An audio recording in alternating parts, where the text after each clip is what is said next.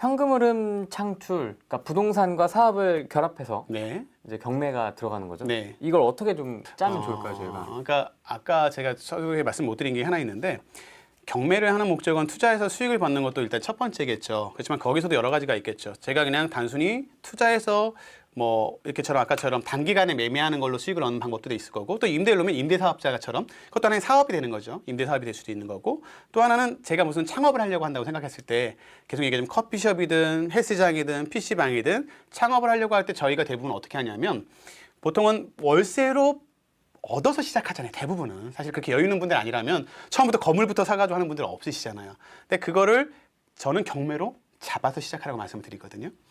분양가는 안타깝지만 분양하는 분들한테 항상 전 강의할 때마다 본의 아니게 죄송하다고 얘기합니다. 왜냐하면 분양가는 내가 잡은 금액의 공사비에 그분들의 마진까지 해서 비쌀 수밖에 없어요. 그렇기 때문에 뭐 10억이든 몇 억이든 하는 거예요. 근데 경매로 잡으면 이게 지금 5억에 3억에 7억에 낙찰되는 게 현실입니다. 지금 팩트로.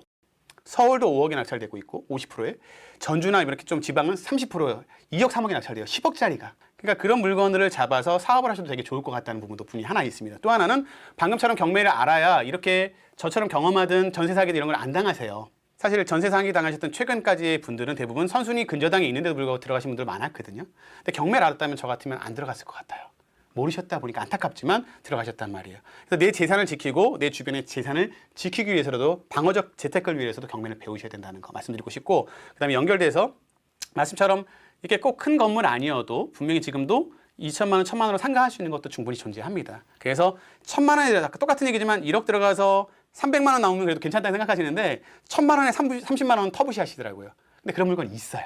임차인이 있으면서도 재계약할 수 있는 것들. 동탄 쪽에 저희가 또 갖고 있는 상가가 하나 있는데 지금도 이제 금액으로 가능하냐라고 물어보셨을 때 하는 건데, 감정가 한 2억 4백에 잡혀 있는 그 화성에 있는 1층입니다. 이게 지하로 되어 있지만 실제 현황은 1층이고 이렇게 그 친구가 있다 보니까 지하로 나오기도 합니다. 1층에 여기 부동산 자리, 여기 보신 것처럼 부동산 자리를 경매가 나왔어요. 2억 4백짜리가 한 70%에 1억 4천을 잡았는데 이거는 이렇게 70%면 좀 높은 거예요. 잡은 이유는 말씀드린 것처럼 세입자가 부동산으로 있으니 세탁소라든가 아니면 뭐 편의점이라든가 미용실 이런 것들은 사실 나가기가 좀 어려운 거, 이것도 좀 저희가 그냥 상식적으로 생각해 보시면 좋아요.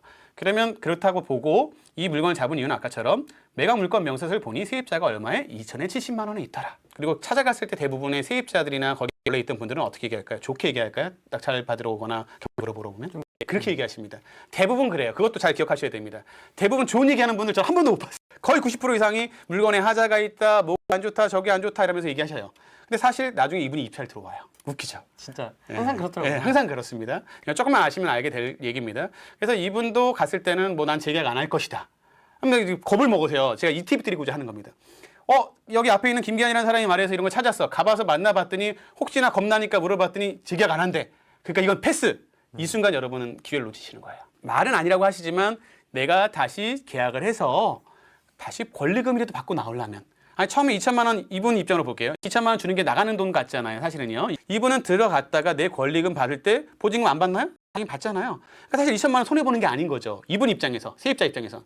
그러니까 했다가 권리금 받고 팔아서 오히려 계약을 해서 계약을 집주인이 낙찰받은 사람이 오히려 나가라 하는 게 겁이 나는 거죠. 반대라니까요. 재계약이 아니라 이분은 뻥카였다. 그쵸, 뻥카였던 거죠. 읽을 수 있는 정도까지는 아니지만 잘 그냥 객관적으로 보세요. 와, 여기 후랭이 TV 인테리어 너무 잘 돼 있네. 시설 너무 잘 돼 있네. 와, 이거 한 지 얼마 안 됐는데 이거 금방 나갈 수 있을까요, 없을까요? 상식적으로 생각하면 금방 못 나가요. 이 권리금을 받기 위해서라도 남아 있는다. 영업도 잘 되고 있고 괜찮네. 그럼 이분은 재계약할 가능성이 높다는 말은 아닙니다. 가능성이 높다는 거죠. 그러면 이분이 낙찰을 받고 다시 했을 때 오히려 나가라는 걸 재계약하기 쉽더라. 그래서 재계약을 해서 실제 다시 임대가 됐어요. 그러면 2천에 70일 재계약을 했습니다. 그럼 계산해 볼게요. 이게 얼마나 들어가나 계산해 볼게요. 1억 4천에 받았습니다. 보통 감정가의 60%가 대출, 그러니까 1억 2천 정도가 나오거나, 이건 일반적인 얘기입니다. 아주 일반 대출로 그러니까 70%가 나올 수도 있어요. 일단은 낙찰가의 8, 90%가 나오니까 90% 대출이 나옵니다. 그럼 내 돈 1,400만 원 들어갔어요. 기타 등기비 보통 등기비 얘기 안 하지만 1,400 뭐 기타 2,000 들어갔다고 칠게요. 근데 보증금 2,000을 다시 돌려받습니다. 그럼 내 돈 투자가 얼마 들어가죠? 없네요. 뭐 1억 2천 정도 대출 받은 기자가 한 30만 원, 40만 원 나갔다고 칠게요. 뭐 70만 원 받으니까 한 30만 원 남았다고만 하자고요. 똑같잖아요. 1,000만 원 들어갔다고 쳐도 한 30만 원 매달 버는 거고요. 안 들어갔으면 사실 수익률이 계산이 안 되지만 아니었다고 그러고 1,000만 원 그냥 들어갔다고 칠게요. 들어가도 30만 원이 매달이 들어오면 괜찮다니까요. 20만 원만 들어오면 괜찮다니까요. 이게 10배가 되면 1억에 200이 1억에 300이 되는 거예요. 어려워 보이거나 2층, 3층, 4층, 지하 남들이 선호하지 않는 걸 해결하면 재밌다는 걸 전 너무나 느끼다 보니 이게 좀 너무 뻔하니까. 뻔하니까 많이 몰리고 오히려 많이 몰리고 경쟁만 높아지는 것보단 평소 좀 지하고 좀 남들이 봤을 때 애매해 보이지만 제 눈엔 좋아 보이는 사과예요. 룸사롱. 아니 무조건 롭스를 하는 건 아니고요. 네트워크 마케팅. 하여튼 뭐 예를 들어서 좀 애매해 보이지만 이게 처리가 됐을 때 아까처럼 걔네가 아니어도 그 사람들이 아니어도 들어올 수 있는 곳인지, 얘네가 아니어도 헬스장에 들어올 수 있는 곳인지, 얘네가 아니어도 스크린 골프가 들어올 수 있는지, 얘네가 아니어도 PC방에 들어올 수 있는지, 저는 이 업종을 이미 해봤잖아요. 전 보여요. 그런 거 흔하거든요. 2층도 그렇고 흔하거든요. 흔한 거 잡아서 멀쩡하게 만들어 놓고 다시 가면 재밌는 건 또 시간 지나면 지금 저는 임대 수익만 얘기했습니다. 20%대는 나중에 매매는 보너스. 고정적으로 월세 흐름 만들어 놨다가 나중에 매매는 보너스. 2년 지나면 비과세는 없지만 그죠? 일반 과세로 수익이 생기고 또 돈 생겼으니까 다른 것도 하나 좋은 거 하나 찾아서 그때 하나씩만 잡아도 돼요. 많이 할 필요도 없어요. 그 목적에 따라 좀 달라질 것 네, 같아요. 대표님은 법인으로 주로 하시는 것 같은데 네. 저희 일반 직장인 네. 기준으로는 그럼 이걸 개인으로 해야 됩니까? 아, 처음엔 개인으로 하셔야 돼요. 무조건 처음엔 개인이라고 말씀드려요. 왜냐하면 오히려 직장인이고 급여소득만 증빙이 잘 되시면 개인이 주택에 대한 부분도 이제 대출도 무난하고요. 그리고 상가도 마찬가지입니다. 그리고 많이 갖고 계시는 것에 좀 부담을 가지시는데 잘 생각하셔야 돼요. 상가를 월세 받아서 이제 50만 원, 100만 원이 하나 생기시잖아요. 이것까지 합산해서 오히려 수익이 많아지는 사람이 되는 거예요. 그럼 은행 대출이 더 좋아져요. 자산도 많고. 대출 조건도 더 좋아집니다. 내가 더 좋아지는 신용을 만드는 길이기도 한 겁니다. 월세 흐름도 만들어놨어요. 그러니까 사실 30만 원 좀 작고요. 보통 웬만한 거 하면 100만 원 이상 월세 나옵니다. 그냥 제가 표현하자면 죄송한데 웬만한 거 하면 돈 뭐 몇천만 원도 안 들어가고도 월세 100만 원 나오는 건 사실 어렵지가 않습니다. 내 돈은 현금 투자 한 3, 4천, 2, 3천, 5천 정도로 해서 할 수 있는 물건 아직도 많이 있어요. 여러분 눈에 안 보이셔서 그렇지 있어요. 그런 물건 잡으신 다음에 월세 흐름 50이든 100만 원 만들면 좀 안정감이 있잖아요. 월세도 받으면서 나중에 팔리면 또 사겠다는 저는 미련 안 갖고 그냥 팔아버리고 그거 갖다 다시 그러니까 법인이 좋은 이유는 단기 매매 때 세금이 좋기 때문에 법인을 하시는 건데 처음부터 그렇게 될 수 있다고 볼 수는 없잖아요. 그러니까 개인으로 가셔서 2년 이후에 가시는 걸로 아예 목표를 잡으시고 월세 받으시다가 2년 있다 일반 가세면 그 기간 안에 좀 정리해서 세금만 잘 정리해서 파시면 되고 주택도 마찬가지죠. 주택에 대한 것도 1주택 비과세 빼고 나머지 더 해봤자 사실 세금 문제가 생겨서 못 잡으시잖아요. 그러니까 잠깐 단타하는 거에 문제 없는 건 상관없지만 이런 걸 좀 고려해서 장장은 개인으로 하시고 이제 이게 재미를 붙이셨고 이제 자신이 붙었을 때 그때 법인을 고려해 보시는 건 저는 말씀드리고 싶습니다. 아, 이게 현금 흐름이 이 부동산으로 네. 특히 이제 경매로 이런 낙찰을 받아서 차곡차곡 쌓아서 네. 내 월급만큼 되면 네. 직장 생활이 되게 재밌어지거든요. 엄청 재밌어지죠. 오늘 월요일이잖아요. 네. 부장님이 막 뭐라고 하는 거 있잖아요. 네네. 막 그런 게 이제 되게 아름답게 들리고 네, 가끔 이제 계기기도 하고 네. 월세가 없을 때는 내만 했는데 그렇죠. 맞아요. 근데 이제 월세가 내 월급만큼 생기면 이제 부장님 그건 아닌 것 같은데 맞습니다. 툭툭 찌르기도 하고 네, 막 이런 용기가 생기더라고요. 그러니까 저도 똑같은 얘기가 대부분들이 월 500만 따로 부수입이 생겼으면 하겠다는 분들이 대부분이시더라고요. 사실은요. 정말 저도 마찬가지고 다들 그러실 거예요. 저도 그랬고. 근데 그 500 만들 때까지가 처음에 하나 시작할 때는 어려운데요. 생각보다 2, 3년 안에 되더라고요. 저도 처음에 수원에 있는 상가로 한 100만 원, 하나로 200만 원 이런 식으로 해서 채 1년 반 사이에 한 500을 세팅을 했어요. 그 다음에 이제 제가 아까처럼 죄송하게도 그 말이 씨가 되는 바람에 그냥 모든 거 사업하느라고 다 돈 올인해서 좀 수업료를 많이 내서 문제지만 그 외에는 사실 정말 되더라고요. 그러니까 제가 계속 얘기 드리는 거 싶어는 특별한 사람도 아니고요. 저는 뭐 어떻게 볼지 몰라도 지금은 이제 강의하다 보니까 말을 좀 하고는 있지만 내성적인 성격이고 막 낯가리고 좀 그런 편이거든요. 그런데도 할 수 있다는 걸 전 얘기 드리고 싶어요. 그 노력만 하시고 준비만 하시고 그 노력이 정말 수능보다도 어떤 시험 하나 보는 것보다도 어렵지 않더라. 처음에 용어가 좀 어려운 걸로 느낄 뿐이지 우리한테는 핸드폰이라는 컴퓨터가 있잖아요. 네이버라는 뭐가 있잖아요. 이거 해서면 다 나오는데 그 즉시 해결할 수 있는데 뭐 예전에 수학 공부할 때 뭐 선생님이 하시는 거 저 못해서 수포도 하고 했지만 이해가 안 되니까. 근데 이거 지금 할 수 있는 방법이 너무나 많잖아요. 책도 많고 제 책도 좋지만 제 책 아니어도 저는 계속 뭐 출판사에서 맨날 저한테 뭐라고 해요. 제 책 공부하라고 하지만 만화책이라도 좋으니까 내가 이해하기 쉬운 거. 전 만화책 개인적으로 좋아하는데 이건 여담이지만 웹툰이라도 편한 걸로 내가 이해하기 쉬운 걸로 공부하세요. 배우시라고요. 그럼 이거는 평생 갑니다. 내가 치매만 걸리지 않으면 할 수 있다고 제가 계속 강의하고요. 그리고 내 재산 하는데 창업할 때도 월세로 시작하는 게 아니라 내 건물로 시작할 수 있고요. 이게 얼마나 다른 얘기인가요? 월세 시작할 걸 내 집으로 집주인으로 시작할 수 있고 이 시간 2년, 4년만 줄여도 정말 큰 거고요. 그리고 이 월세 낼 수 있는 돈으로 이자 내고도 월세가 적게 들어가는 게 된다는 걸 경험하시게 되면 진짜 이렇게 할 거예요. 사업은 잘 될 수도 있고 안 될 수도 있잖아요. 사업하다 망하는 게 사실 죄송하지만 거의 다일 거예요. 70% 이상 망하실 거고 10%가 성공하시고 어떤 거든 20, 30%가 보통 유지하실 겁니다. 근데 통계에서 제가 기억하는 건 자가로 갔을 때랑 임차로 갔을 때 폐업률이요. 거의 40배 차이가 나요. 자가는 폐업을 하더라도 급하진 않죠. 내가 못하더라도 좀 여유가 있게 건물을 팔거나 명도하거나 넘길 수 있는데 폐업하게 되면 어떻게 돼요? 아까처럼 무서운 원상복구를 해야 되죠. 보증금을 던지는 게 아니라 이렇게 이쁘게 투자했던 인테리어 시설 다 철거하면서 돈을 오히려 줘야 돼요. 그럼 보증금 못 건져요. 몇 억 들여서 몇 천만 원에서 짓기 다 쓰레기를 버려야 되고 재활용 상태 버려야 돼요. 광학동에서 널려 있다고 하지 않습니까? 그게 현실이에요. 안 될 수 있어요, 사업. 그렇지만 건물 잡아서 사업을 하시더라도 하시면 최소한 이걸 최소 비용을 받고 나오실 수 있고 그때부터 임대인은 되는 거잖아요. 사업은 망했지만 임대 사업을 시작하시면 되잖아요. 그럼 그 임대 수익 흐름으로 다시 하시면 이게 경매로 싸게 잡았기 때문에 나중에 월세 수익에서도 하고 매매할 때 여기서 사업에서 손해 보신 걸 매도 차익으로 만나실 겁니다. 아, 여기 포인트가 여기 있습니다. 사업은 망했지만 등기는 남는다. 네, 맞습니다. 그죠? 네. 대일권은 남는다. 서울집값.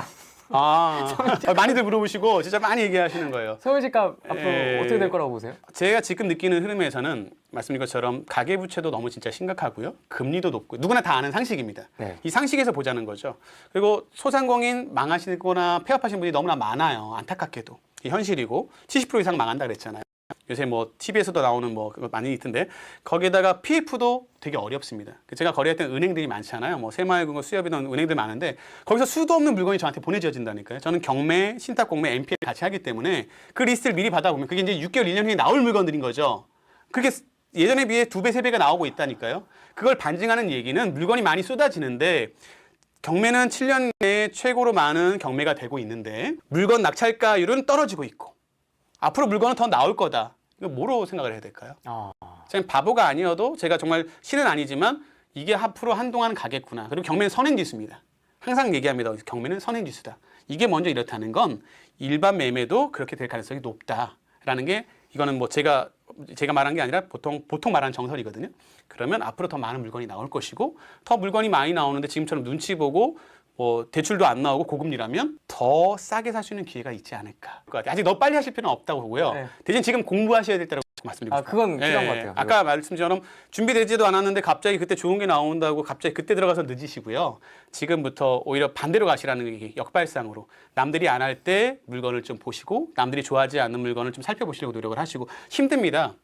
뉴스 따라가면 뭐 아까처럼 그 꼭대기 따라가시는 거고요. 뉴스 따라 해버리시면 그때 나중에 후회하시는 거 좀 하지 마시고 이런 얘기도 제가 많이 합니다. 배추 농사 잘 된다고 배추 농사 하지 마시고 그 다음 년에 배추 갈아엎지 마시고 무농사 잘 된다고 무농사 하지 마시고 그때 배추 농사 하시라고요. 좀 반대로 가시려고 노력해 보시고 그 다음에 좀 기다리셨다가 실수요자냐 아니면 여유에 따라서 분명히 달라야 된다고 했습니다.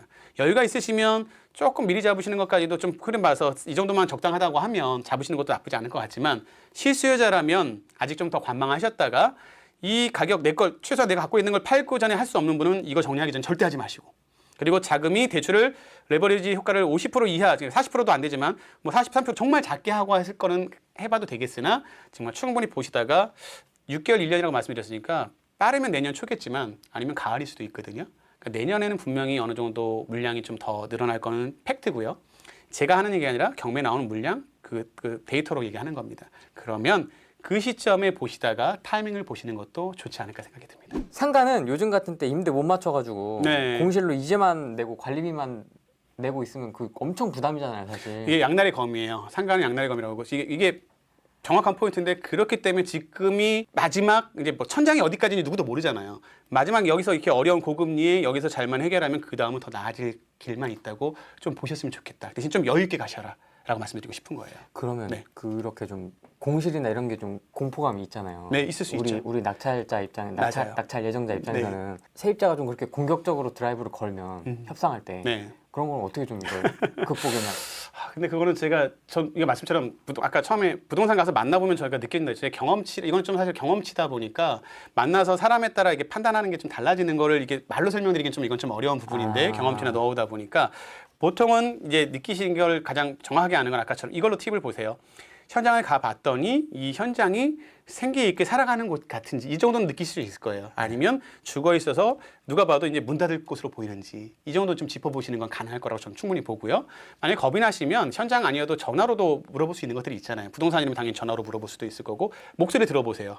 영업을 하는 거에 따라 이 사람의 스타일을 알 수 있어요. 생기 있게 막 적극적으로 하는 분이면 이분은 사실 더 가능성이 있는 분이다라고 판단할 거고, 이게 하드나 마나 뭐 관심이 있는 거나 뭐 그러니까 지금은 없지만 뭐 부동산에서 예전에 고스톱 치는 분들 계셨거든요. 그런 데면 당연히 안 되겠죠. 그러니까 이거는 누구나 봤을 때 상식적으로 여기는 될 것 같이 보이는 곳, 여기는 아무리 봐도 이제 접을 것처럼 보이는 곳. 이걸로 최소한의 위험 리스크를 좀 피하시면, 저 같은 사람은 그냥 공실이라도 오히려 그걸 기회라고 보고 왜 더 싸게 잡는 기회라고 보고 하지만 여러분한테 좀 어려우실 수 있으니까 그렇게 하시고, 만약에 공실을 잡으신다면 얘기했습니다. 사람이 차 있을 때는 10억짜리를 70%에 잡지만 사람이 안 차 있으면 10억짜리를 5억에 잡을 수 있다는 장점이 있으니 아예 그 이자 감안해서 1년치 2년치까지 키핑하고 아예 투자를 하시는 거죠. 여유 있게. 그리고 흐름이 바뀌면, 경기가 어려웠던 게 이게 영원히 갈까요? 영원히 안 갑니다. 경기가 좋았던 것도 영원히 안 갔잖아요. 저희가 느꼈지만. 근데 또 이거 하나는 아셔야 돼요. 상권을 제가 뭐라고 편하게 좀 조심스러운데 네. 가봤을 때 이건 느껴지는 게 있어요. 여기는 살 것 같다 아닌 것 같다는 걸 저는 느끼는 게 있거든요. 네, 죄송한데 제가 이게 뭐 설명드릴 수가 없습니다. 근데 지나도 살지 못할 것 같은 데가 있어요. 시간이 아무리 지나도. 그리고 상권이 자리 잡으려면 보통 5년, 7년이 걸린다고, 보통 그런 데다가 경기까지 오르면 더 오래 걸리는 거죠. 근데 그런 데는 사실 좀 여러분 하시면 안 돼요. 근데 당장은 비어 보이지만 누가 봐도 이렇게 좋은 자리에 지금 당장 그렇지만 좀 있으면 올라갈 것 같이 보이는 데가 또 있어요. 시간이 지나면. 그런 데는 조금 시간 걸리더라도 아까처럼 1년, 2년 이자까지 키핑한다 생각하시고 관리비까지 키핑한다 생각하시고 가셔도 되는 거죠. 왜 우리는 10억짜리 5억에 잡았으니까 1억을 더 그 이자 비용이랑 키핑해도 난 6억에 잡은 게 되는 거니까.